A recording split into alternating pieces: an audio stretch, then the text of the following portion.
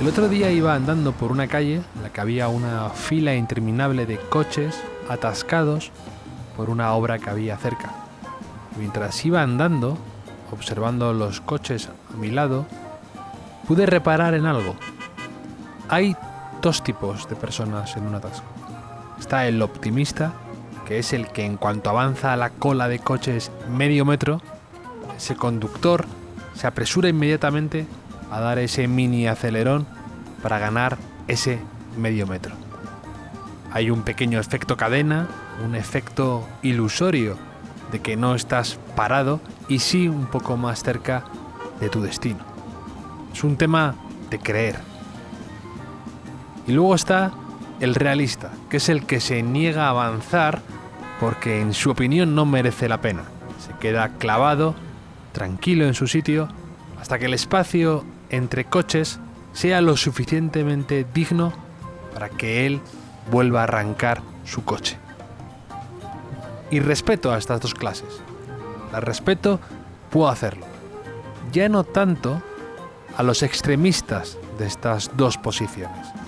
Al optimista extremo, que es el que toca el claxon porque uno delante no está avanzando y considera que se ha dormido en los laureles, o al realista extremo que directamente ya se niega a colaborar.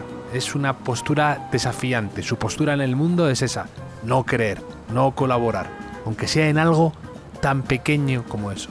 Es una forma de estar plantado en la vida. Él no quiere formar parte del rebaño. Y los demás son todos idiotas y el Menda el más listo.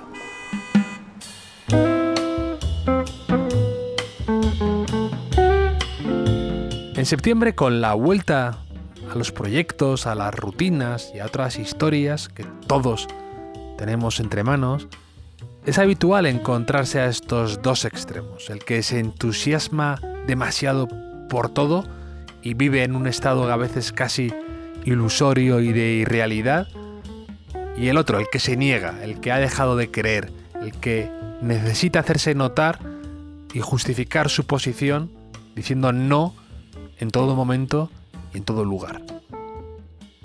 Es importante alejarse de estas personas en la medida de lo posible, tanto en un atasco como en la vida real, en una reunión o donde sea, porque no conducen a nada bueno.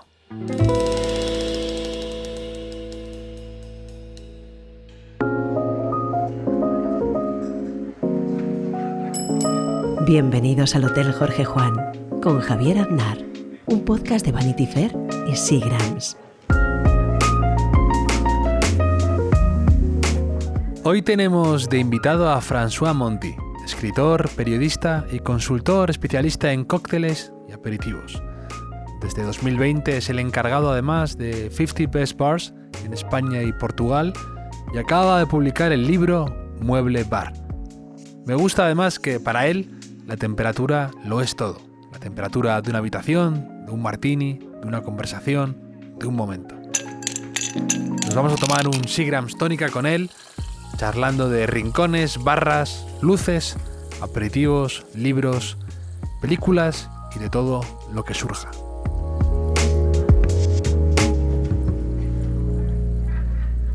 ¿Cómo estás, François? Muy bien, muy feliz de estar aquí contigo a compartir este momento. Tenía muchas ganas de charlar contigo desde hace un par de meses que sacaste tu libro Mueble Bar, que es un libro fenomenalmente editado, muy bonito, sobre cócteles, que es una de tus pasiones. Sí, una de esas especialidades. Me dedico a beber y me pagan por ello, imagínate. No está mal eso. Bueno, eso depende de quién preguntas. Y además también escribes sobre cócteles, sobre bares, sobre gastronomía, también eres consultor y eres un especialista en muchos mundos que gravitan alrededor de esto, ¿no? Tuviste un libro que tuvo mucho éxito sobre vermouths, te he leído mucho en El Comidista y te he leído aquí y ahí, y me parece siempre muy interesante tu punto de vista. Además, creo que eres, como se dice aquí, un poco cañero a veces, ¿no? No, es que lo que pasa es que en el sector de la gastronomía, si das tu opinión sincera, te llaman polémico, te llaman cañero, que es. Tengo una formación de periodista, y no de periodista español, que es muy diferente. Entonces estoy entrenado por la honestidad y es algo que a veces cuesta mucho en este sector y en este país. Y se ha perdido un poco, además, el concepto o la figura del crítico, ¿no? Es muy complicado ya que pueda sobrevivir.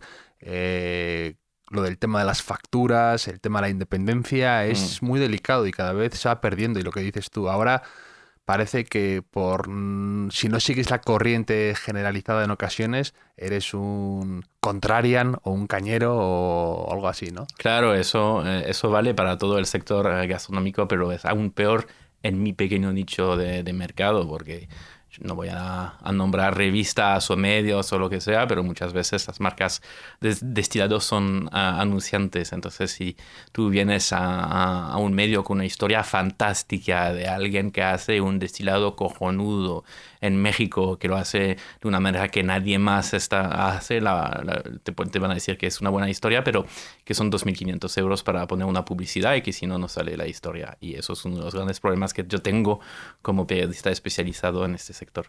Claro. Y ahora has sacado Mueble Bar, esta edición que te digo con Avalon Books, muy bonita.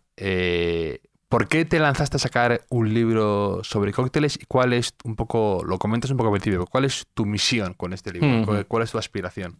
Es el segundo libro que publico sobre cócteles, es mi cuarto libro en total, es el segundo libro enfocado en coctelería. Pero el primero en castellano. Y todo esto viene un poco a raíz del confinamiento, cuando yo recuperé ilusión, curiosamente. Porque, claro, de trabajar tanto de bares y de trabajar tanto con bebidas mezcladas, etcétera, pues al final en casa hacía 2 o 3 recetas siempre las mismas, ¿no? O sea, dry martini, daiquiri, old fashion, un poco más. Y claro, aburrido, sin poder viajar, sin poder ir de bares, en casa empecé a hacer un cóctel cada día y al final diferente, y lo explicaba en Twitter. Creo que eso llamó la atención a John Sarabia, que es el editor de Avalon, y de allí empezamos a conversar, a intercambiar, y de allí nace la idea del libro. Y si lo que queremos hacer, entonces lo que quería hacer por lo menos con este libro, es un poco acercar la coctelería al público de hoy de una manera bastante sencilla, pero con exigencia. O sea, yo no quería tampoco simplificar demasiado, pero que sea sencillo, desmitificar muchos de los mitos que hay alrededor de las bebidas, también explicar cómo funciona, cómo llegar a un buen resultado, etcétera, etcétera. La idea, al fin y al cabo, es que estamos... Bueno, la gente se queja de que la gente ya no cocina en casa, ¿no? Pero bueno, tenemos programas como MasterChef y todas esas cosas. Es decir, hay un interés por el hecho culinario. Sí. Y hay gente, y no hace falta que sea todo el mundo. Si es una minoría, a mí me viene muy bien, que pasa tiempo cocinando en casa, haciendo, yo qué sé, sushi o intentando recuperar el guiso de la abuela, etcétera. Y sin embargo, cuando toca a la hora del aperitivo, un dry martini, un Negroni, un daiquiri parecen muy complicados. Se bloquea, ¿no? Claro, se bloquean. Y para mí es exactamente lo contrario. Si sabes hacer buenas lentejas, no hay ninguna razón. Exacto. Hablas del tema de las lentejas. Dices, claro, que hay veces que te complicas o que hay gente muy... pues que se mete mucho en el mundo de la cocina y hace algo muy laborioso y luego el tema del cóctel les puede asustar o les parece un mundo muy complejo en el que zambullirse, y tú acercas un poco todo eso y es verdad que desmitificas muchas historias. A ver, si uno quiere complicarse, es muy fácil complicarse, y eso es en todos los mundos. Yo, de hecho, este libro es porque yo me tiré a la piscina hace más de 10 años, ¿no? Y al vaso incluso, ¿no? Eso es, al vaso, sí, al vaso. Bueno, ¿sabes que en francés el vaso del gin tonic, el balón, de la copa de balón, se llama piscina? Ah, no sabía. Sí, porque es tan grande que es como una piscina. Entonces me tiro en esta piscina concreta, porque todo además viene a raíz de la moda del gin tonic. Cometo muchos errores, compro demasiado producto, hago demasiadas recetas caseras de sirope, de infusiones, de lo que sea, y ahora 10, 12 o 15 años después puedo decir a la gente, no seas tan tonto, eso es lo que puedes hacer o lo que debes hacer o los pasos que hay que seguir para hacerlos bien sin romperte la cabeza, sin llenar tu nevera o tampoco sin gastar el dinero que no tienes. Claro. Además hablas un poco de eso, dices, para hacer un cóctel no necesitas 7.000 instrumentos, no necesitas el kit enorme que te quieren vender, no necesitas tampoco saber 7.000 recetas. Tú hablas incluso que con saber bien 3 estructuras, por así decir, el Old Fashion, el Manhattan y el Daiquiri, te puedes desenvolver con multitud de cócteles diferentes, ¿no? Un poco como eso, no sé si lo has visto, ese en Instagram que salía un vídeo de un presentador americano que decía, tú necesitas realmente 5 trajes y 5 camisas diferentes y con eso puedes hacer 75 combinaciones, ¿no? Pues un poco esto me recordaba lo tuyo. Claro, pero yo creo que eso es cierto en muchísimos ámbitos de la vida. Al final, ¿cuántos acordes necesitas conocer la guitarra para componer canciones? Lo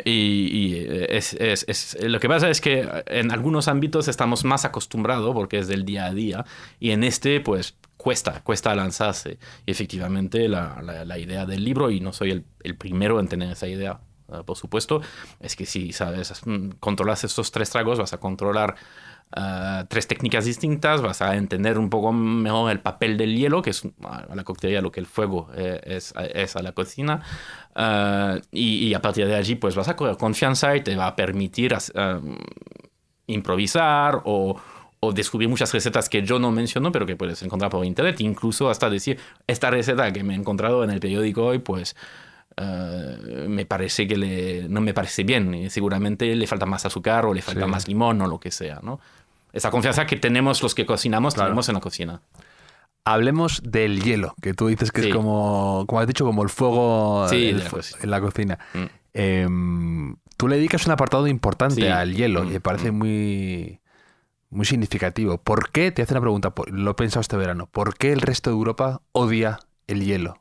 ¿Por qué parece que España solo ha continuado en esa guerra por la dignidad con el hielo? Es una muy buena pregunta. Yo no tenía ni idea hasta llegar a España, ¿no? de lo que podía representar el hielo. Pero yo creo que en esto quizás hay que decir que hay cosas que nos parecen poco nobles o descartables o malos de la cultura española, o que al final hay que reivindicar. Uno de ellos es el botellón. O sea, es que yo la primera vez que vine al pueblo de mi entonces novia, ahora esposa, concretamente Pozo Blanco, Andalucía, y me llevaron al lado en una zona entre el instituto y el hospital, donde todo el mundo estaba sentado con botellas de ron de una marca indefinida, refrescos, vasos de plástico y esas bolsas de hielo, entendí muchas cosas y la mayoría de ellas positivas además, o sea que a mí me pareció fascinante. Sí, hombre, a ver, claro, bueno, que la gente deje su mierda allí no es lo positivo, pero el resto, y una de esas cosas es el hielo, es que para mí, viniendo de Bélgica, fue como, ¿qué es esto? Esta pureza, ¿no? ¿Qué es esta cosa tan goda? Porque incluso el hielo español malo, porque no todo el hielo de gasolina es bueno, hay marcas muy variadas, pero incluso el malo es mejor que lo que encontrábamos. Ahora mismo está mejorando un poco la situación en supermercados de Francia, de Bélgica, de Alemania. Yo creo que la calidad del hielo, la importancia del hielo en la cultura española está ligado a la importancia del combinado, el cubata, que lleva muchísimos años y requiere ese tipo de hielo. Y segundo, yo no sé exactamente, es un poco como el huevo y la gallina, no sé qué ha venido primero, si el vaso de tubo o el hielo de gasolinera, porque es exactamente el buen calibre para estos vasos. Con lo cual tampoco quiero hablar mal del vaso de tubo. No, y también dicen, ¿no?, que la botella esta de Coca-Cola de 20 centilitros era la propia también para la medida adecuada para un cubata, como tú has dicho, ¿no? Claro, bueno, es que también es esto, es que en muchos países ya hemos olvidado esta botella y bueno, y aquí en España ya hubo intento de cargársela, ¿no? Sí. Pero es que la lata de 33 centilitros o la botella de 20, yo sé con qué me quedo, claro. Sí. Pero lo del hielo es tremendo y yo te agradezco que en tu libro hagas creo que un favor a la sociedad, que es desterrar y prohibir el uso del hielo del frigorífico. Claro. Basta ya de eso, François, yo no puedo más de ese hielo que es repugnante, en forma de media luna, que huele mal, se derrite enseguida, que para un caso de emergencia extrema puede valer, pero me sorprende. Yo aprendí de una persona muy sabia que me decía, en lo barato no se puede fallar, ¿no? Y es verdad como a veces la gente hace fiestas que se trabaja todo un montón, las cosas más peregrinas que te puedes imaginar, y luego desatiende algo tan básico como el hielo y tira del frigorífico que se acaba enseguida, que no da más de sí, que es malo. Pero compra hielo de gasolinera, que es barato y Claro. no te molesta, Sí. lo haces ahí, lo puedes reutilizar cuando quieras. Y que la gente racanee con la bolsa del hielo, no lo entenderé nunca. No, es imposible entender. Bueno, y basta con ir a ver un poco lo que pasa afuera. Tú estás en Francia, en el sur de Francia en verano, te sientas en una terraza donde vas a cobrar el doble de lo que te van a cobrar el doble de lo que deben cobrarte, pero porque es el verano, porque estás en Francia, porque estás en una terraza. Y te pides, yo qué sé, un spritz. Y viene el vaso y tienes 2 hielos flotando, que eran un poco más grandes cuando lo echaron los siguientes, que vienen en caliente y cuando venían en frío. En fin, son cosas que ya casi no pasan en España, porque en España hay un arte un poco del trago al agua, pero sigue, especialmente en casa, este reducto de gente que en lugar de comprar el hielo deciden hacerlo, o el del frigorífico americano, que es el que comentas, que es horrible, o el de las cubiteras que haces y que rellenas, que son demasiado pequeños. O sea, es decir, si tú echas, primero el vaso siempre tiene que estar lleno de hielo al momento de servirlo, ¿no? Y si luego echas tus productos dentro de un vaso lleno de hielo y desaparece de un golpe la mitad de este hielo, es que el hielo que estás utilizando es muy malo. Y es que lo que estás bebiendo es agua, ¿no? Y eso es un... Bueno, no quiero decir a la gente lo estáis haciendo mal. Que al contrario, muchos lo estáis haciendo muy bien. Sí, ¿no? Y que es sorprendente eso, lo de que te gastas en la coctelera, te gastas en los vasos en las Eso copas sí. y desatiendes algo, quizá porque no caes, no te das cuenta, ¿no? Pero lo de el Bueno, hielo es sagrado. Yo creo que el mito más dañino, que es una cosa que todavía se ve en muchísima gente, es que si pones mucho hielo vas a diluir mucho, cuando es justo al contrario. Precisamente porque Claro. es física pura, ¿no? Esto. Es decir, si tienes muchísimo más hielo, el hielo se va a derretir mucho menos que si tú tienes Se conserva mejor, dos claro. pequeños delitos en un líquido que está un poco caliente. Y luego el otro, que esto ya imagino que la mayoría de la gente se lo ha pasado, es que si el barman te pone menos hielo, te va a echar más alcohol. Ya. Eso sí, también es ha sido por lo menos muy común. Entonces, estas dos actitudes vitales, como diría, hacia el hielo, todavía, bueno, hacen daño y yo creo que explican en parte lo que estabas comentando. ¿Y qué más falsos mitos o leyendas urbanas te has encontrado alrededor del mundo de la coctelería y que querías un poco desterrar con este libro? Porque lo comentabas al principio y en tu libro, ¿no? Lo de los mitos que hay alrededor de esto. ¿Cuáles son los que tú más te has encontrado repetido y que querías sí o sí dejarlo aclarado en tu libro? Bueno, no dejo todo aclarado en el libro porque mi libro tiene un enfoque muy especial, pero por ejemplo el primer libro que escribí no hablaba de coctelería, pero hablaba de la ley seca en Estados Unidos y bueno, la ley seca en Estados Unidos, la locura de la ginebra en Reino Unido, en Inglaterra en el siglo XVII, la prohibición de la absenta. Desde entonces, se publicó en 2014, creo. Y desde entonces he dado muchas charlas alrededor del tema de la ley seca y una de las cosas más alucinantes que todavía hoy, en 2022, se escucha es cuando un profesional, además, porque normalmente en el público en general no lo saben, un profesional que dice que la prohibición, la ley seca, fue el mayor momento de creatividad en el mundo del bar, porque claro, como los destilados eran de mala calidad, tenías que... Sí, hacerlo en tu bañera y empezar a luego, inventar y sí. jugar con la necesidad, ¿no? No, claro, que querías decir, pues si la ginebra es mala, yo que tengo que poner el sirope ese, el cítrico para esconder la ginebra. Bueno, no te voy a dar una lección de historia sobre la ley seca ahora mismo. Es todo falso, 100% falso, demostrablemente falso. Pero a mí lo que me alarma es que cuando escuchas profesionales de muchísimos años de experiencia contar esto al cliente, y digo, vamos a ver, párate un momento, porque lo que estás diciendo al cliente es que básicamente le estás clavando 12 euros un cóctel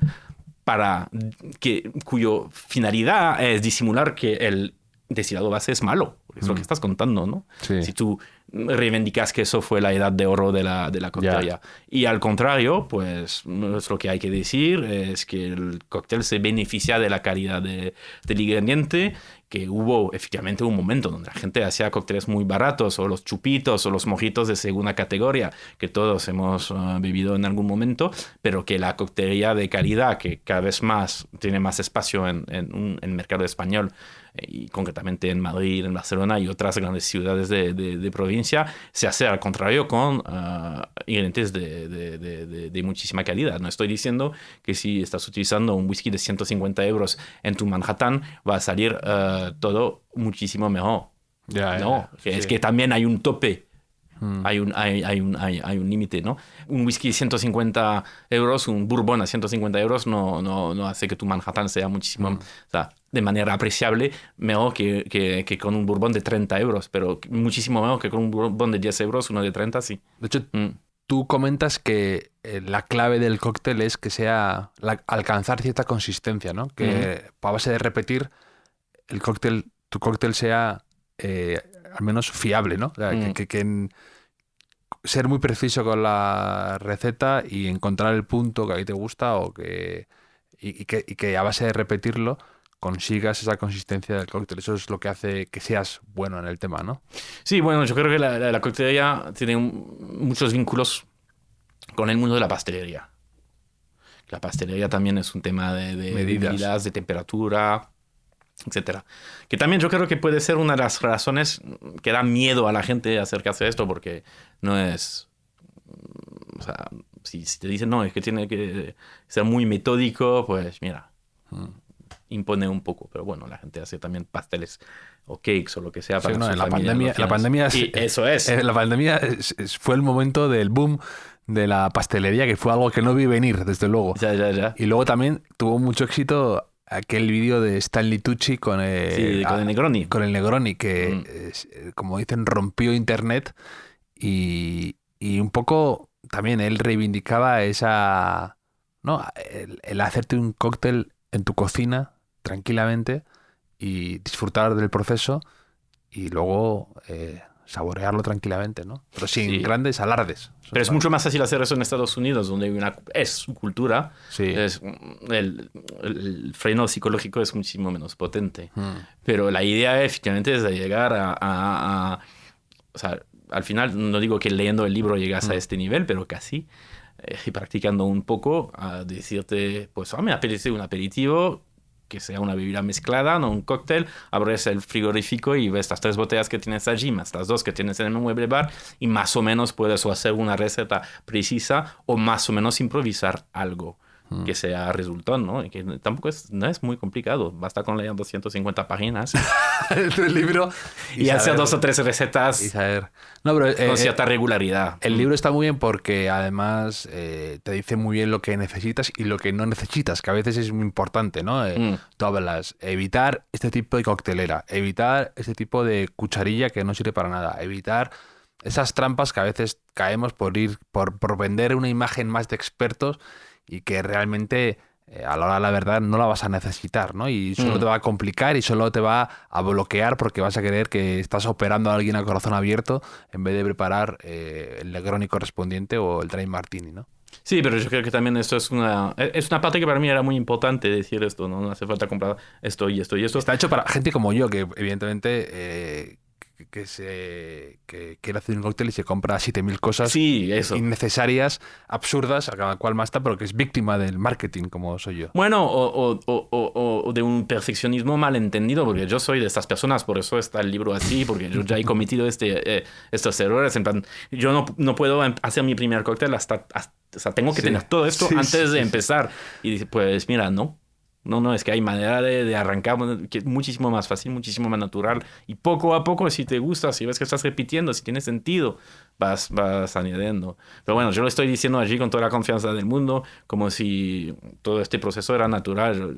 Yo soy de, como decía antes, tirarme al vaso varón, o sea, que la copa varón. Y entonces no sé si de haber leído este libro hace 15 años...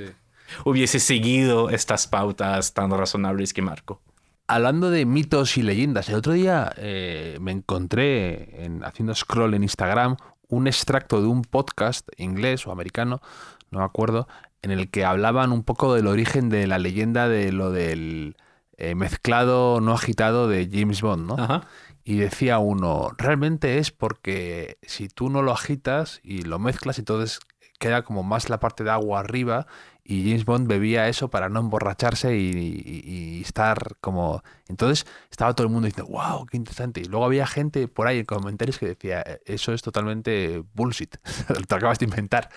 Y yo te quería preguntar si tú sabes cuál es el origen o la razón de pedir algo mezclado no agitado. A ver, yo creo que eso era para diferenciarse, ¿no? O sea, no es exactamente así.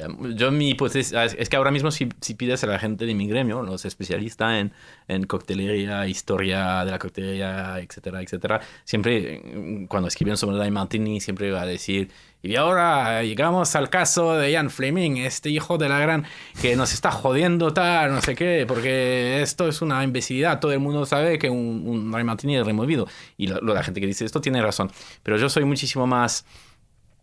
Yo entiendo Ian Fleming porque mi teoría es la siguiente. Él agita el Dry Martini, o sea, o por lo menos su personaje pide que se agite el dry martini, porque Ian Fleming cuando empieza a beber, estamos hablando de los años 20, y en los años 20 es muy curioso, si miras los restallos de cócteles publicados tanto en Londres como en Francia, que eran las capitales del buen beber en los años 20, ya que Estados Unidos era bajo la ley seca, te das cuenta que casi todos los profesionales en estos libros te dicen que hay que agitar todos los cócteles. No hay distinción de removido y agitado. Hay que agitar todo. Yo creo que en parte era para hacerlo más fácil.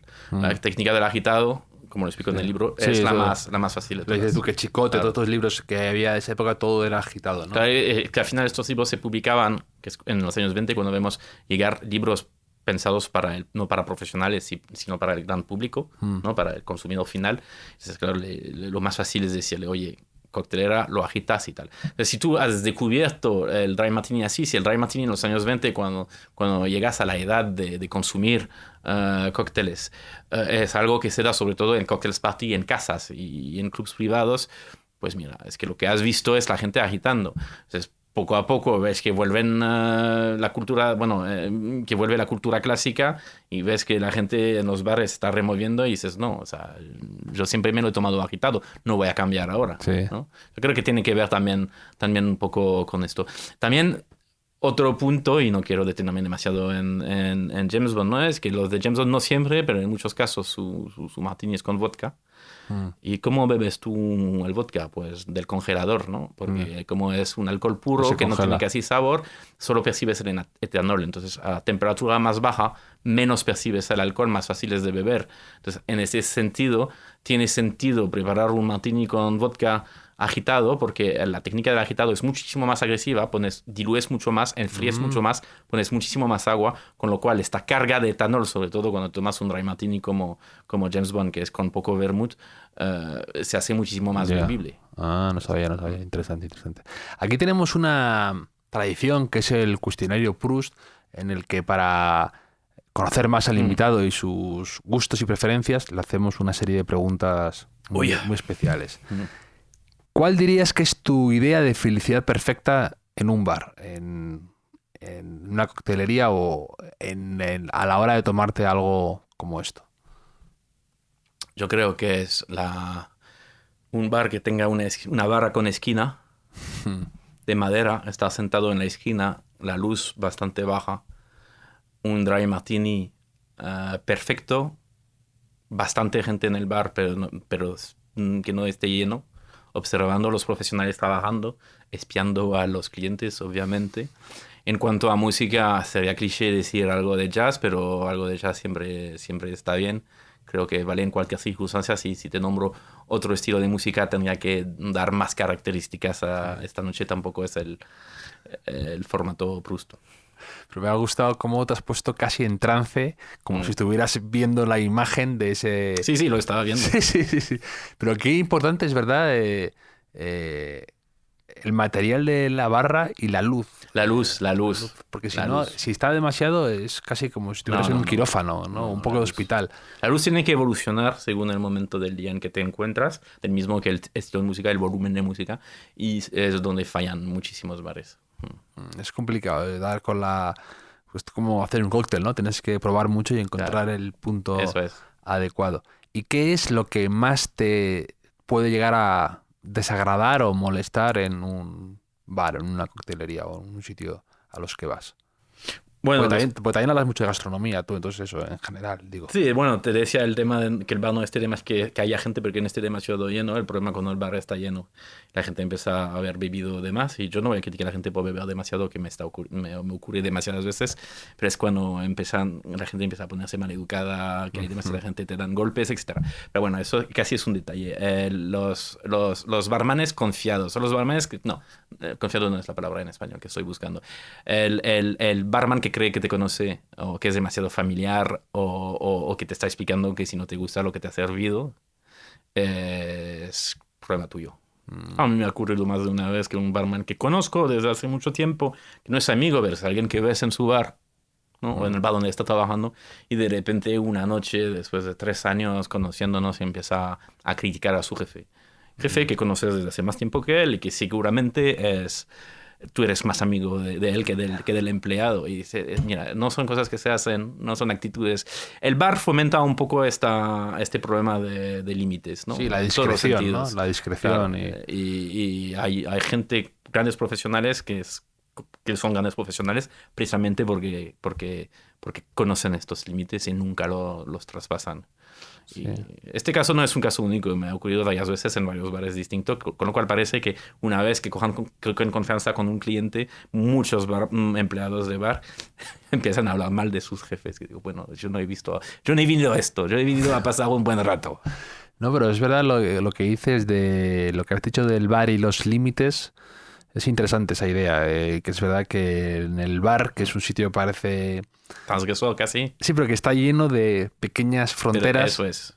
fáciles de traspasar si no te andas con un poco de ojo. Por todo eso los mejores bares casi tienen reglas. No vamos a llegar al extremismo de Sasha Petras, que tenía... de Milkenoni, que tenía como un decálogo. Sí. Pero este decálogo, si lo examinas, que por ejemplo una de sus reglas era...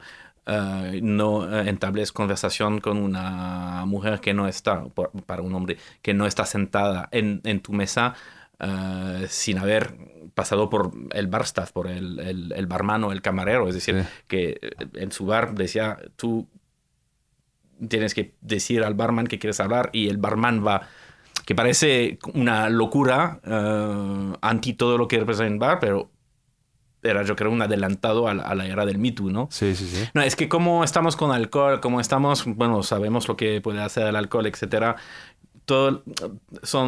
Hay que hilar muy fino, ¿no? Sí. Entonces, los buenos bares son no digo que haya que hacer esto, que es un caso muy extremo, pero son los bares donde la gente que trabaja en el bar está muy consciente de lo que se puede hacer, lo que no se puede hacer, y lo controla. A mí de esas Petras que en el bar que tenía Milk and Honey, era Milk and Honey, ¿no? Sí, me gustaba lo de que era extremadamente puntilloso con el ruido cuando se cerraba el bar y no molestar a la gente en la puerta, ¿no? O sea, decía, cuando te vas. No te quedes ahí en la puerta deambulando, gritando, molestando. Ese respeto, esa consideración hacia alrededor te decía mucho de quién era este tipo de esas. Sí, yo creo que muchísimos bares se han inspirado de este decálogo de Petrasque, pero más por el show que por otra cosa, sí. Porque eso sigue siendo uno de los grandes asuntos pendientes. Es verdad que tú como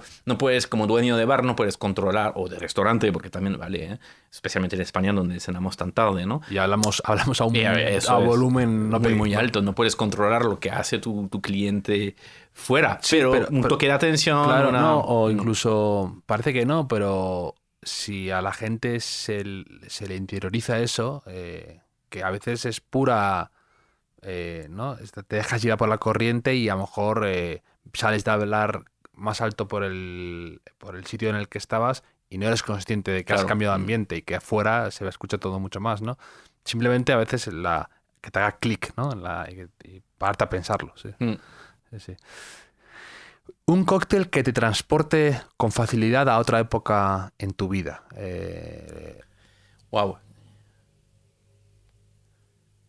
Wow, a otra época en mi vida, yo creo, es que no sé, me odio la gente que dice que no sabe contestar una pregunta de estos cuestionarios. Pero a lo mejor allí... que digas, mira, me transporta a esta época en la que estaba en la universidad y me tomé este primer cóctel. O cuando estaba, a lo mejor, en este viaje y probé este cóctel maravilloso y cada vez que me lo vuelvo a tomar, me vuelve a este hotel o a esta ciudad o a este bar.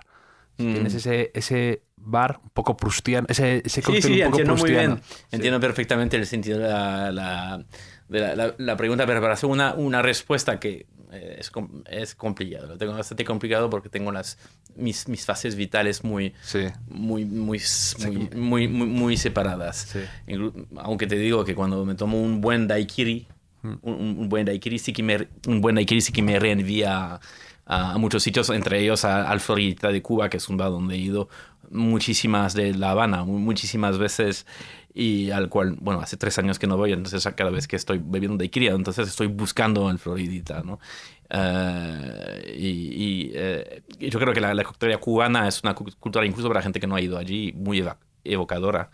Incluso puedes tener la magdalena ficticia, ¿no? Nunca has viajado allí, pero te lo tomas y estás como te ves allí. La nostalgia de lo no vivido, que dice García en su libro de Beber de Cine, que habla mucho de eso, ¿no? De lo que crees que has vivido, pero realmente no has llegado a vivir, pero te transporta ahí. Sí, que yo creo que, por ejemplo, es una cosa que es una fórmula muy bonita y muy cierta. Un Manhattan tiene un poco un dry martini. Yo creo que también muchísima gente consume el dry martini por razones estéticas. Sí, ya sea el tema de James Bond para volver a esto o todas las connotaciones de sofisticación o de lo que sea que hay alrededor. De hecho, yo creo que mucha gente bebe un dry martini sin que le guste de verdad el dry martini. Hay un dibujo, o sea, un cartoon de estos, una viñeta del New Yorker que me gusta mucho, que sale una copa de martini y sale como seccionado y dice 50% es, me siento fancy, me siento clásico en esta copa en la mano, y el otro 50% es, esto estaba pegando fuerte. Sí. Hombre, depende de cuándo se dibujó esta ilustración, pero es que antes en Estados Unidos te pedías un dry martini, era una copa de 25 centilitros. Hombre, por favor, es que no hay manera que se mantenga frío, y llegas al final, yo no sé cómo lo hacía la gente que se tomaba 3, o sea, es que no hay manera. A mí me encantaba un bar en Nueva York que se llamaba el Pravda, que era que me gustaba mucho porque te dejaban la coctelera al lado, entonces tú te la ibas rellenando, ¿no? Como un poco como a veces cuando con el café o con el té, ¿no? Entonces que te dejaran ahí eso y que pudieras tomarte un martini y medio o 2 martinis, me encantaba eso, la posibilidad de tener eso, y no lo veo tanto, es una pena. No, pero es que eso sigue existiendo con el dry martini de forma muy, muy variadas. Por ejemplo, tenemos a Del Diego que te cambian la copa a medio dry martini, te vas a Albohadas, a veces cuando lo que les queda en el vaso mezclador lo ponen en el congelador, te lo sacan para rellenar, o ahora mismo lo que se ve en sitios un poco más recientes, más modernos que estos dos, que sería el sidecar, que es básicamente tener una pequeña garrafa que se rellena de un tercio de tu dry martini y se pone sobre hielo pilé. Cuando has terminado lo que tienes en la copa, rellenas y tienes allí el final del cóctel. Es igual de frío, sino más que el principio, que es algo muy importante para un dry martini de calidad. ¿Una elección favorita para el aperitivo? Tú a lo mejor eres muy de vermut, eres un experto, has hecho catas a ciega de vermut, has explicado mucho. ¿O cuál es el que te gusta a ti para el aperitivo ese el aperitivo español de la 1 del mediodía y demás? Allí es que donde más variación tengo. Sí. Es que soy muy de cócteles fijos. Yo suelo tomarme un old fashion el domingo por la noche, en cuanto haya un poco de sol, un daiquiri, etcétera, etcétera. Pero a la hora del aperitivo, el dry martini es muy dominante, pero también tengo muchísima afición al americano, al Negroni cada vez menos, curiosamente. Igual por snobismo, porque como a todo el mundo le gusta el Negroni ahora mismo, pero lo que me gusta mucho también ahora es la media combinación, tan madrileña, tan de Barcelona también, porque son las dos ciudades dicen que son sus cócteles aperitivos, que la media combinación es un cóctel aperitivo que casi había desaparecido en Madrid hace algunos años. La podías encontrar en Lardi, en Del Lardi, Diego, efectivamente. Yo sitios más. La primera vez que tomé fue el Lardi y dije, ¿qué es esto? No tenía ni idea de esta invención y me encantó. Sí, yo también lo descubrí allí en el Ardí, entonces indagué un poco en la historia del trago y estoy muy feliz de ver que hay cada vez más sitios donde se hace media combinación en Madrid ahora mismo, porque creo que el mundo de la coctelería está demasiado fascinado con lo que se hace fuera, en lugar de a veces mirar un poco el patrimonio Claro. nacional, ¿no? ¿Quién hace cócteles de chicote? ¿Quién hace cócteles de bodas?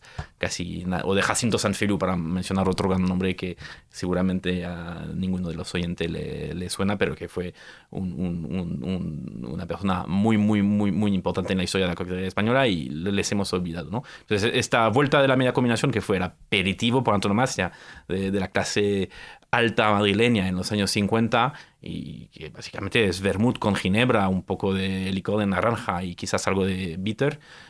Esta vuelta no es que esté muy de moda, pero se vuelve a ver. Para mí es muy importante y es un tipo de trago que me comunica sesión aperitiva. Es lo que me dice.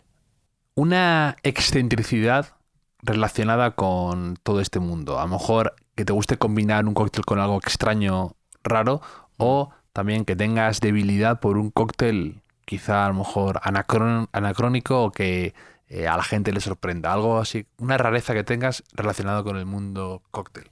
Bueno, no tengo yo todo lo que hago, nada de lo que hago me parece excéntrico. a ti, pero digo a los Claro, demás. claro. No, la única cosa que te diría que sí es un poco excéntrico, porque me lo han comentado varias veces, es que cuando estoy haciendo un dry martini lo hago con un termómetro de los para ver si el pollo está a su temperatura en el horno, porque es un termómetro digital que puede ir en negativo y así sé cuando no tengo que controlar lo que estoy haciendo, porque el termómetro me dice has llegado a menos 1.8, ya puedes dejar de remover, el dry martini está bien.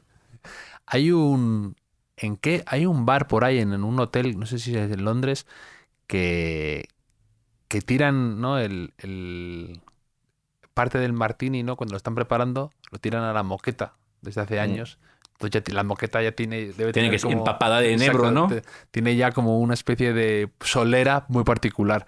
Y no sé si eso, yo se lo leí al director de cine Paul Feig, que es muy entusiasta de que está sacando un libro este otoño. Es un apasionado de todo este mundo. Y él hablaba de eso, de que el barman siempre tira ahí cuando está preparando lo del vermú y todo esto, ¿no? Lo tira ahí al suelo. Pero imagínate, eso que te ahorras en fragancia de... Sí, claro, que me gusta esa autenticidad, también me gusta.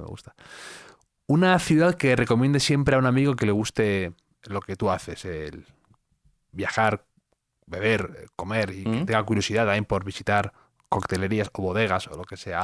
Una ciudad que a ti siempre te sorprende y que te gusta recomendar. Yo soy siempre muy fan de Nueva York ahora mismo y de Londres. Son las dos ciudades más obvias. Pero la que de verdad recomendaría a alguien que ya tiene interés en el asunto, Singapur. Singapur, porque bueno, estuve en Singapur una vez, que fue en 2019, quería volver en 2020, todos sabemos lo que ocurrió. Como acabo este proyecto y tantos otros, pero yo, antes de ir a Singapur había escuchado hablar tanto sobre los bares de la ciudad y obviamente la comida y todo lo demás, ¿no? Pero los bares en concreto decías, no, pero eso sería una cosa porque hay mucha pasta, mucho dinero y tal, pero hay una diferencia entre tener dinero y tener gusto. Y luego fue a ir allí y darme cuenta de que no, que todo se había hecho con criterio, que de verdad hay una escena de bar que es muy, muy variada, mucho más que Nueva York, que es todo clásico, mucho más que Londres, que son todos hoteles o la última novedad. Allí tienes de todo y tuve experiencia. O sea, yo ahora mismo pues voy a un bar y tomo un cóctel que es excelente, me parece excelente, poco más, no me emociono, ¿no? Y allí 2 veces en el mismo bar, además, tuve los pelos de punta, que eso es una cosa que ya no ocurre. Y mira, precisamente te quería preguntar por aquí que con los amigos de Seagrams tenemos mucha inspiración neoyorquina. Claro. Es por un bar en Nueva York favorito que tengas. A esos 2 o 3 bares a los que siempre vas y vuelves y te gusta tener como siempre punto fijo cada vez que vas a esa ciudad. Yo siempre digo Ataboy, que es donde estaba el Milkenoni de Petrasco que comentamos antes, y que es un bar que trabaja sin carta. Es decir, tú vas allí y más o menos dices, nada, es que yo me apetece algo como un Manhattan o quiero algo con jengibre, ¿no? Lo que pasa es que últimamente la gente que envió allí me dicen que recepción muy mala, que no sé qué, que no le tratan bien, entonces estoy empezando a pensar que me tratan bien porque me conocen, ¿no? Que es un poco el síndrome a veces. De la gente del sector gastronómico total. Que está acostumbrada. Sí, es tremendo. No, entonces, otro que para mí es... nunca me ha fallado es Dante. Sí. Que es un sitio más de aperitivo. Aquí vinieron cuando muchas veces hicimos el podcast en directo. Sigrams los trajo y además toda la estética que tiene me encantan. Hace como unas acuarelas, unos dibujos, todo lo cuidan un montón y me encanta eso de Dante. Sí, Dante tiene ahora un segundo bar en Nueva York. Están moviendo muchísimas. Tienen uno en Aspen. Están creciendo, pero yo creo que la esencia del primer local permanece. Y a los que son aficionados al Dry Martini, al Negroni, al americano, al Campari, con naranja, es decir, el Garibaldi, ¿no? Esto lo van a flipar allí. Y luego me han hablado muy bien de un bar en Barcelona, una coctelería que han montado 2 chicas y que les va muy bien, ¿no? Tushmax. Sí, Tushmax. Pero no lo han montado 2 chicas. Ahora mismo las 2 figuras creativas son 2 chicas. Vale. Los dueños son 2 chicos. Vale. No desconocía, pero... Está muy bien el bar. El fundador hizo un gran trabajo con cócteles de muy buena calidad. Lo que pasa es que es un poco más punky, hip hop, cosas así. Está en el Raval. Y últimamente él dio un paso atrás para hacerse más como embajador del bar y dejó las llaves de la casa a las 2 chicas que tenían contratado, que son 2 francesas. Eso es efectivamente. Pomme y Juliette. ¿Un cóctel que tú consideres sobrevalorado o un cóctel que tú se te atragante? Que digas, no acabo de enamorarme de este cóctel. Siendo yo muy apasionado de esto, no puedo con este cóctel. Uy, pues yo como hasta el agua del florero, ¿sabes? O sea, es un poco como... hasta la colonia de los hoteles. Sí, es que sí, imagínate después de unas horas de vuelo, dices que no hay, el minibar está vacío. No. Seguro los hay, pero ahora mismo no, ¿sabes? El medio directo que tenemos ahora mismo, ¿sabes? Como no hay... Tú no eres de los que... Eso es importante, que Javier no manda las preguntas con antelación, entonces no puedes prepararte. Claro. Que es muchísimo más espontáneo así. Mira, yo te hubiese dicho el Cosmopolitan. El Cosmopolitan fue el primer cóctel que descubrí, el primer cóctel serio. Y entonces, claro, pues incluso cuando empecé a hacer cócteles, hice muchos cócteles en casa. Y luego dejé años y años de tomarlo porque no podía verlo. Imposible, me parecía. Y ahora mismo se está recuperando, incluso yo estoy volviendo al Cosmopolitan, entre otras cosas, porque ves gente que está haciendo cosas muy interesantes, más allá del zumo de cranberry comercial, gente que va, yo qué sé, trabaja con frambuesa, con fermentados, cosas así. Entonces, incluso estos cócteles, y yo creo que de hecho es una de las cosas claves ahora mismo en la coctelería, en la cultura coctelera actual, es que se recuperan recetas que hayan caído en desgracia o que estaban pensada como demasiado mainstream, demasiado comercial, que hay barmanes que los recuperan y dicen, ¿cómo damos la vuelta a esto para hacerlo? Bueno, por ejemplo, uno de los casos más emblemáticos es el Amaretto Sour, que recibió muy mala prensa en algún momento porque cóctel muy ochentero, muy dulce, o sea, imagínate, amaretto, limón, azúcar, sí. ¿No? Y un barman de Estados Unidos, Jeffrey Morgenthaler, dio la clave. Él añadió a esta receta un par de centilitros de un bourbon de muy alta gradación alcohólica, 50 grados, y de repente tienes un cóctel que es una maravilla porque el equilibrio está allí. Y eso es una de las cosas interesantes de la coctelería. Yo no soy muy de echar una receta a la mierda, no, de por vida y confinarla allí, decir tú no salgas de allí, sino a ver lo que puede hacer fulano que es muy bueno. No eres de castigar cócteles, de mandarlos a Siberia, ¿no? No. A bartenders sí. A bartenders sí. Aquí hay una bastante labor también histórica que hablas, te interesa mucho, te zambulles mucho en el pasado, desde el hielo a varias historias de cuentas. Te quería preguntar por una historia de un bar que te resulte interesante. La historia de un bar. Sí, que te digas, mira, pues esa historia me encanta y no es tan conocida, o es conocida pero te gusta comentarla y Ujú, ujú. valorarla. A ver, la historia, una de las... no sé, lo comento mucho, no sé si lo comento en el libro, pero uno de los grandes problemas cuando hablamos de la historia, tanto de los cócteles, de las recetas, ¿no? De quién ha hecho eso, no sé qué, no sé cuánto, como de los bares o de los barmanes, es que nadie se lo toma en serio. Sí, que es un poco apócrifa a veces, ¿no? Un poco. Sí, sí. Es apócrifo, luego tienes unas nubes tremendas que tienes que quitar, en fin, porque además lo peor es que se escribe en bares, es decir, la gente lo escribe o mamado o con resaca, es que es muy complicado. En España tenemos la suerte entre Chicote, el Coq, el Boadas o el Ideal en Barcelona de tener bares centenarios cuyas historias yo creo que no se conocen lo suficiente, ¿no? A mí me encanta un poco la historia de Boadas, por ejemplo, ¿no? Que este señor, Miquel Boadas, hijos de gente de Lloret de Mar, nace en Cuba, a 50 metros de donde tiene la bodeguita del medio ahora mismo. Y familiares suyos son los que llevan el Floridita o el bar que se va convirtiendo en el Floridita. Entonces él entra a trabajar allí. El Floridita es el bar preferido de Hemingway. En la época de Boadas, Hemingway no había llegado todavía, pero ya era un templo del daiquiri.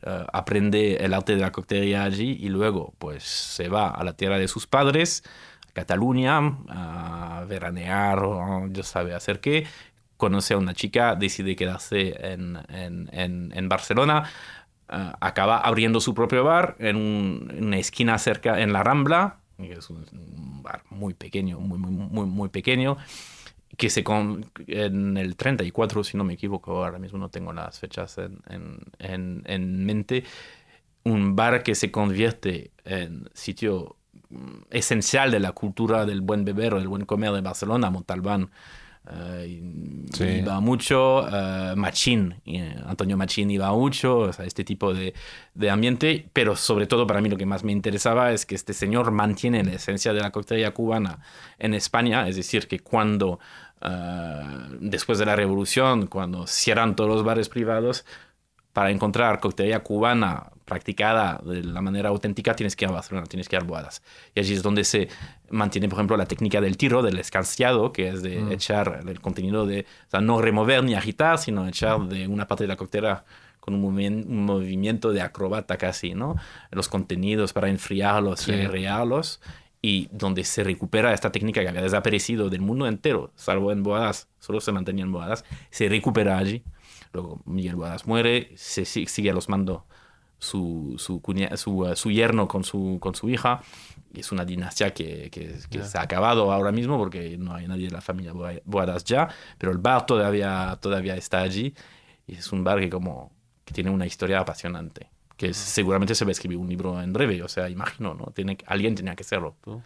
Es que a mí no me dan los archivos, que hay otra gente que está ya interesado ahí. Hombre, Sí. claro. Qué bueno. Yo soy muy apasionado también del Bloody Mary. Uh-huh. Y te quería preguntar, para ti, tu mejor Bloody Mary, tu Bloody Mary favorito, ¿dónde lo has probado? Uy, ¿Dónde lo has tomado? eso es que ya que no deberías haberme dicho que eres un fanático del Bloody Mary, porque sois una raza muy especial. Es un poco como el fanático del Dry Martini, cada uno tiene sus cosas, entonces no quiero meter la pata, ¿no? El Bloody Mary el Bloody Mary de Dante, precisamente, de que comentamos antes, es muy bueno, pero ni sé exactamente lo que le echan. Yeah. El Bloody Mary es un cóctel que me gusta, pero que no me apasiona. Es decir, que al contrario de otros, que cuando me tomo pues un daiquiri espectacular, la primera cosa que digo es ¿qué le has hecho? Porque le has hecho algo, ¿no? Sí. Y el Bloody Mary es como, ¡guau! ¡Qué bueno este Bloody Mary! Creo que también porque el Bloody Mary varía según cada casa, ¿no? Sí. Es que todo el mundo hace su spice mix un poco distinto, ¿no? El de Dante es remarcable. El otro día leí que había gente que dice que el secreto también del Bloody Mary es añadirle horseradish, ¿no? Que es como este tubérculo blanco, ¿no? Que es como un rábano blanco que no tiene amostazado, que no tiene una traducción yo creo en español directa, y que le da un toque un poco más blancuzco, pero así como jaspeado, pero dicen que es la clave también, no sé. Nunca confíes a la gente que dicen la clave o el toque es este ingrediente bizarro que nunca utilizarías tú. Dicho esto, un Bloody Mary con Irish efectivamente sale Buenísimo. de cine. Sí, sale buenísimo. Pero hay mucha leyenda, mucho mito con hay eso. muchas maneras de pelar a un gato, como dicen, de quitarle la piel a un gato, como dicen los ingleses. Te quería preguntar también, ¿una película favorita que transcurra en un bar o que tenga un bar como trasfondo o que haya una escena que te encantara?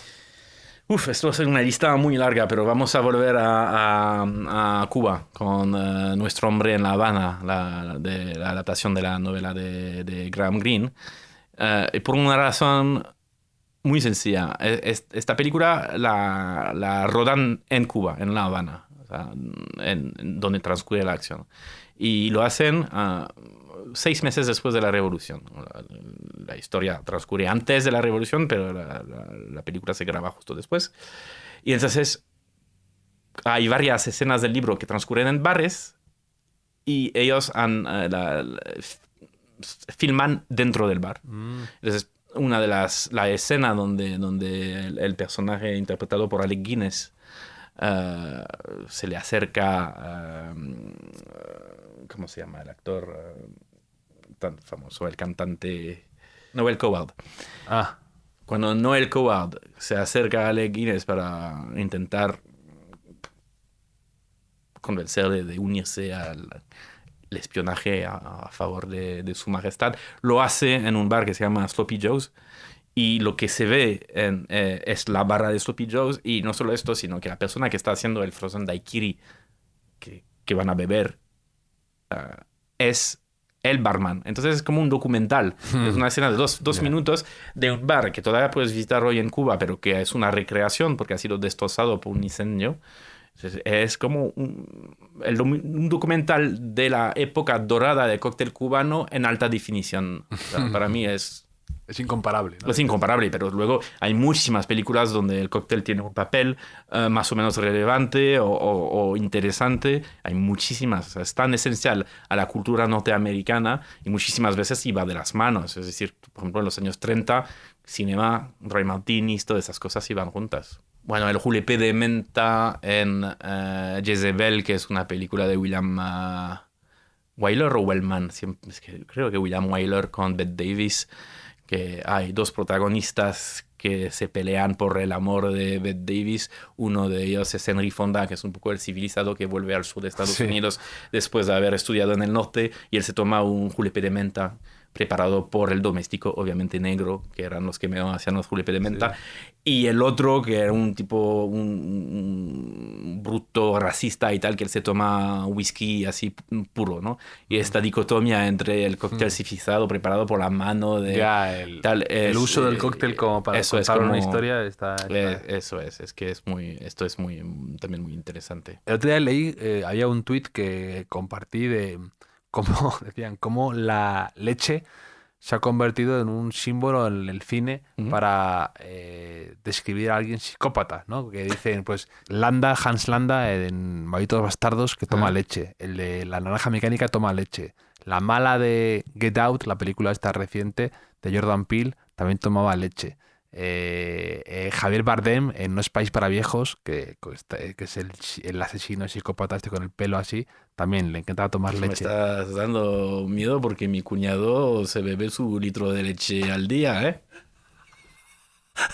No, eres tú el que ha visto la red flag, yo no. Yo no sé.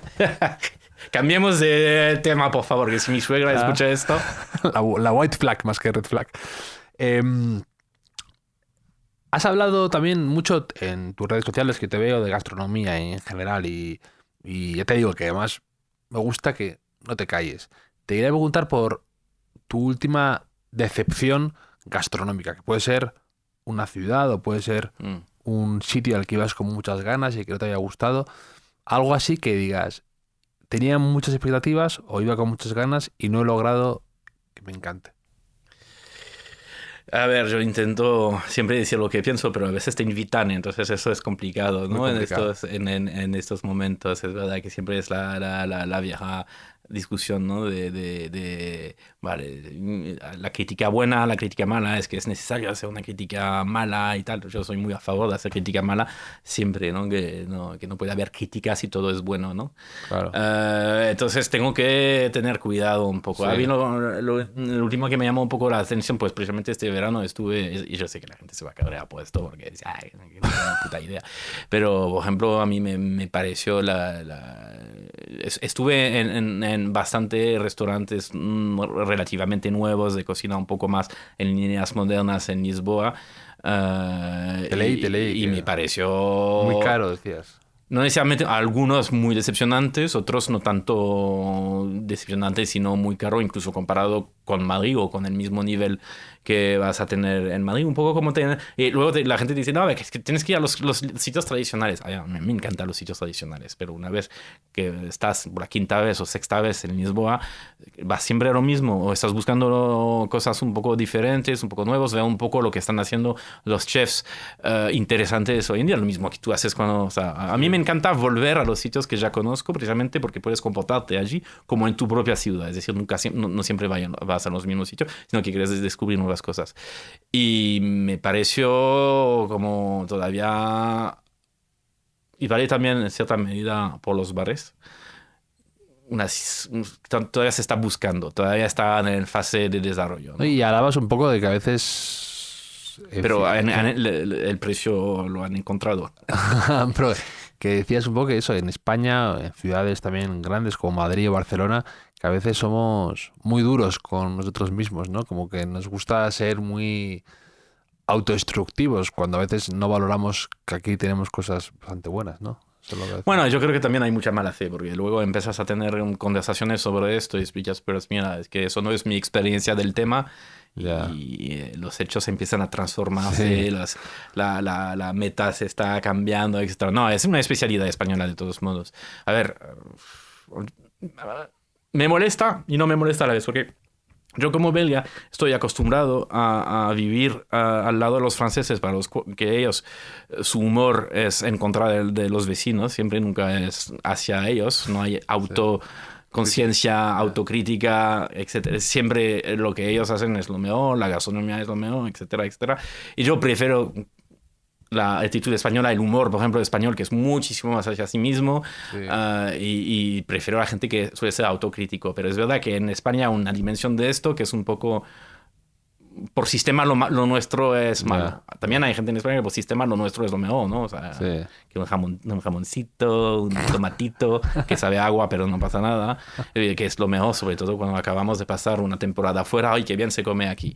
Bueno, a mí me gusta un poco de término medio, pero yo creo que no solo en lo gastronómico, en España se incurre demasiado en el opuesto extremo. Te lo decía antes de empezar la grabación. Sí. Yo estoy leyendo comentarios sobre la ciudad donde vivo desde hace 13 años, sobre Madrid, que digo, pero esta gente en qué parte de la ciudad, o sea, ¿dónde vive? Es decir, hay una ciudad debajo de la ciudad que no conozco y el verdadero Madrid está ahí abajo porque no se parece en nada en lo que me están comentando. Una de las mejores copas de tu vida, un recuerdo que tengas de por el día, por el momento, por la hora que te tomaste, de dónde venías o algo que celebrabas, una copa perfecta y que nunca se te va de la cabeza. Bueno, hay varias cosas de tomarse 400 cócteles al año, o sea, por lo menos hay algunas que se quedan. Yo creo que lo que te estaba comentando de Singapur, Sí. la primera, o sea, el bar se llama Manhattan, que es dentro de un hotel. Cuando llegabas allí te ponían como un cóctel de bienvenida, un Negroni añejado en botas jerezanas. Yo tengo un problema. El Negroni me he bebido muchísimo y, como te lo dije antes, empezó a cansarme. Y segundo, lo de los cócteles añejado me toca a los huevos, pero de una manera que digo, es que la mayoría de las veces, o sea, en fin. Y me ponen esto, me dicen lo que es y digo, así, y boom, pelo de punta. Esto es como, wow. Como el de Ratatouille, ¿no? Que te queda... Claro, es que ¿cómo has hecho esto con ¿cómo es que de esto sales esto? No es posible. Y lo volvieron a hacer justo después, que me hacen un cóctel clásico olvidado de la Luisiana, que he bebido mucho, porque a mí me encanta y lo tomo allí. Entonces son lo mismo que has puesto allí, los mismos ingredientes que se ponen por todos lados. Y es como, esto es superlativo, ¿qué pasa? ¿Qué pasa aquí?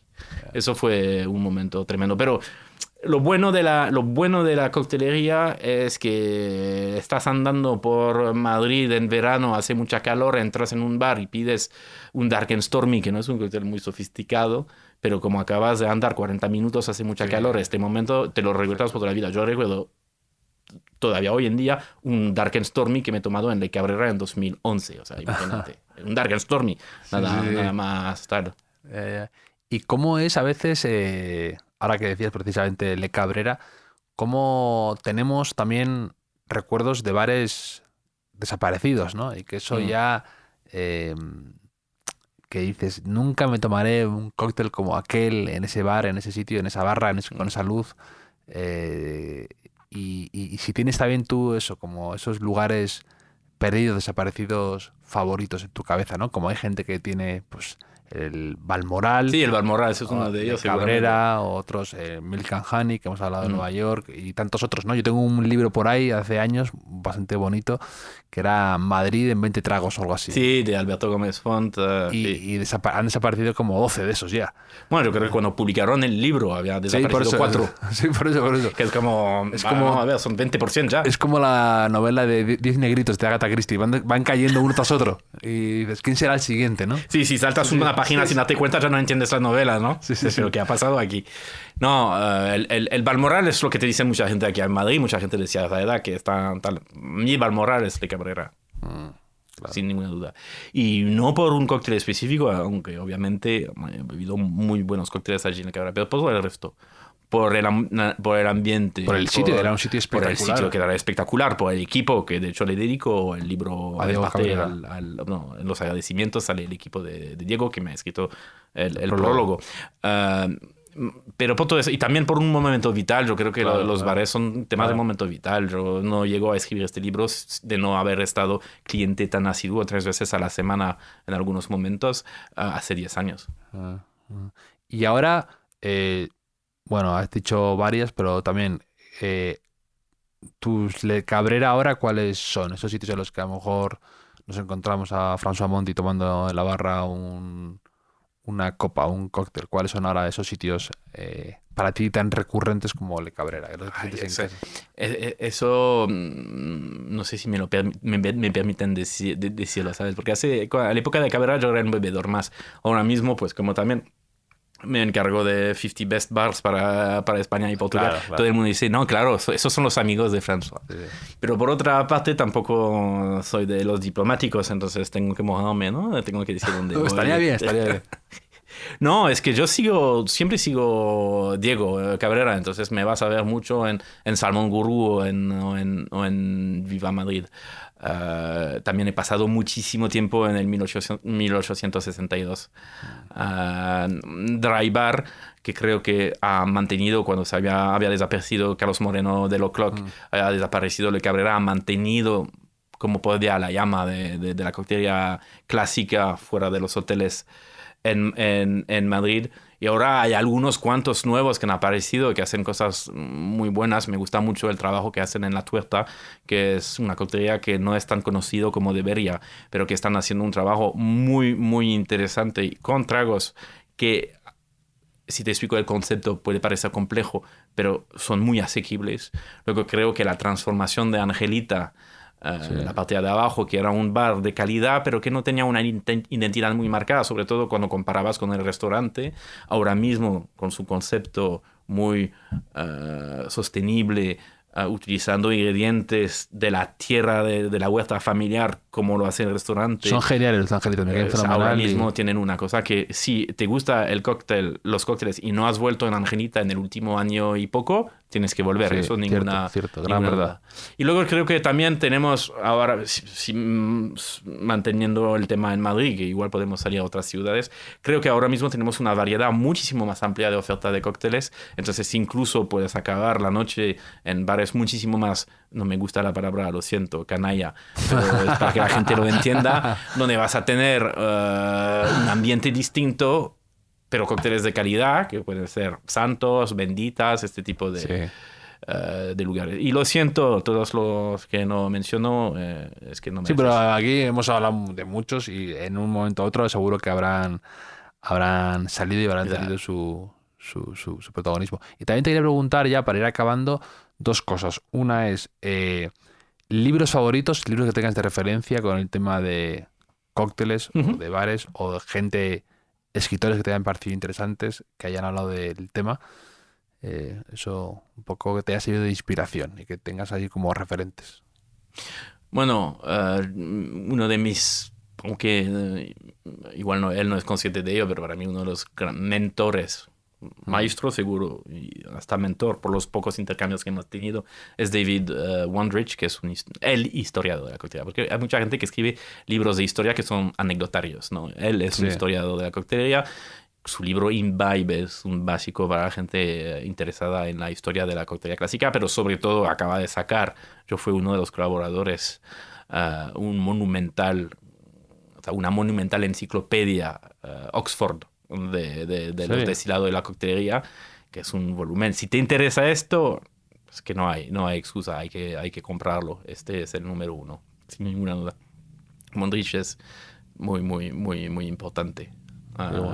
Luego, libros recientes me ha gustado mucho Jim Meehan, que era el dueño del PDT. Son todos libros ingleses o estadounidenses. El Please Don't Tell, Sí, el del Please Don't Tell. Pues luego ha sacado uno que se llama The Bar Manual, que cubre un poco el diseño del bar, pero también muchísimas recetas, destilados. Hay unos cuantos errores. Por ejemplo, el capítulo del vermut hay varios errores, pero sacaste el bully rojo ahí. Pero nada de que, es decir, a pesar de esto, se justifica plenamente la compra. Es un libro que recomiendo mucho. Luego, para las recetas, sinceramente, aplicaciones es el futuro. Los libros, no hace falta comprar libros para las recetas, aunque en el mío haya 99, que son todas muy buenas. Por lo menos sabéis que van a ser buenas porque las he elegido yo, ¿no? Claro, por supuesto. Y luego, ya para acabar, si tienes un lema que tengas presente cuando vas a un bar o cuando como consultor, algo que le digas a la gente que quiere abrir un bar, una coctelería o algo así, si tienes un lema que te guste repetir a modo de mantra o que te guste tener presente. Sí, es una palabra. Temperatura. Volvemos al hielo.